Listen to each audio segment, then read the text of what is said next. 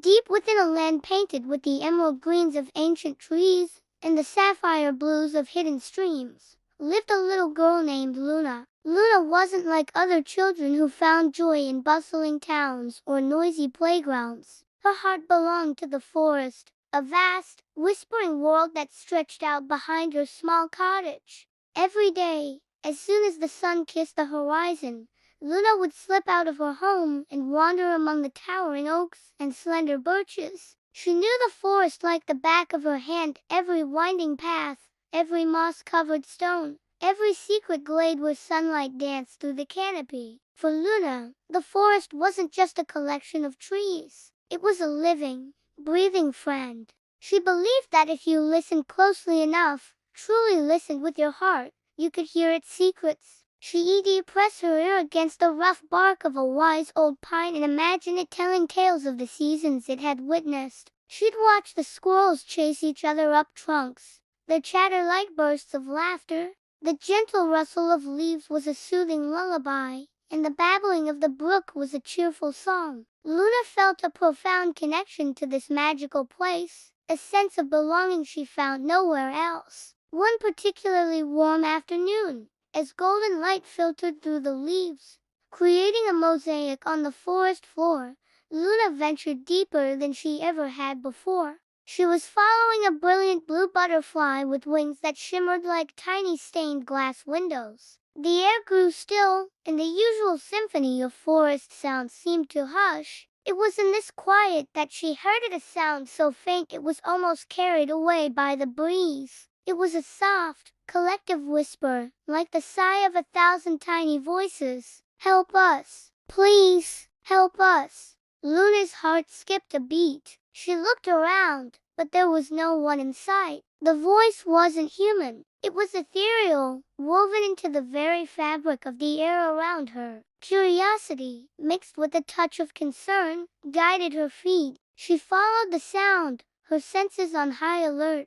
The whispers grew a little stronger, a little more desperate, leading her off the familiar path and into a secluded clearing she had never discovered before. What she saw there made her gasp. The clearing, which should have been bursting with life, was a picture of sorrow. A large patch of wildflowers, larkspurs, poppies, and daisies was wilting. Their vibrant colors were fading to a pale, ghostly white. Their heads drooped low, their petals curled inward as if in pain. The air around them felt heavy and sad. The whispers were coming from them. It was the flowers, crying out for help. Luna knelt down, her heart aching for them. She gently touched a drooping daisy, and it felt frail and cold. She saw no reason for their decline. The soil was moist, and the sun was warm.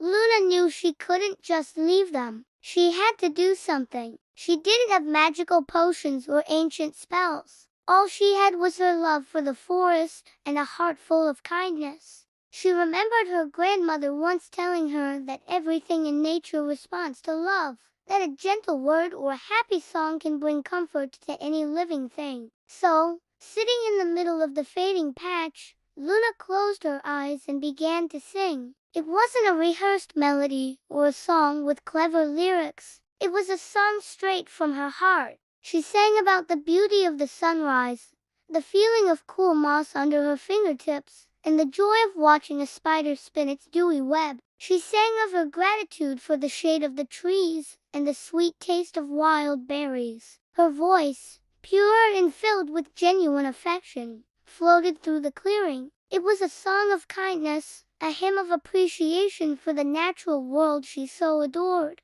As she sang, something miraculous began to happen. A soft, warm glow started to emanate from the center of the clearing. Slowly, one by one, the wilting flowers began to stir. The pale, drooping daisy she had touched began to lift its head, its petals slowly unfurling. A faint blush of yellow returned to its center. The poppies, once ghostly white, began to flush with a vibrant, fiery red. The larkspurs straightened their stalks, their deep blues returning as if being repainted by an invisible artist. Luna opened her eyes, her song softening to a gentle hum. The entire patch of wildflowers was transforming before her. They swayed gently, not from the wind, but as if they were dancing to her melody. Their colors were now more brilliant than ever, radiating a healthy, joyful energy that filled the clearing with light and fragrance. The heavy sadness in the air was gone, replaced by a feeling of pure happiness. As the last flower returned to its full glory, a new sound filled the air. It wasn't the whisper of the flowers anymore.